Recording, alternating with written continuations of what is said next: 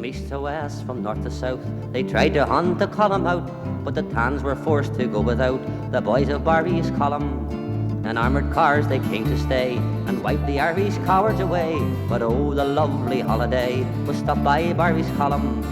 Oh, but isn't it great to see the Tommies and the RIC, the black and tans and the Staters flee away from Barry's column. Lloyd George might have some wily tricks and how the volunteers to fix, yet all his black and tans go sick when they think of Barry's column. His prisons come in brown and black, no tanks or war equipment lack, yet o'er the sea they ne'er get back, if caught by Barry's column. Oh, but isn't it great to see the Tommies and the RIC, the black and tans and the Staters flee away from Barry's column. Along the lonely road they wind, armed in front and armed behind. We're sorry, but that bridge was mine, said the lads of Barry's column. They stopped to rest just for a spell, some hand grenades upon them fell. Here, share them out among yourselves, said the lads from Barry's column.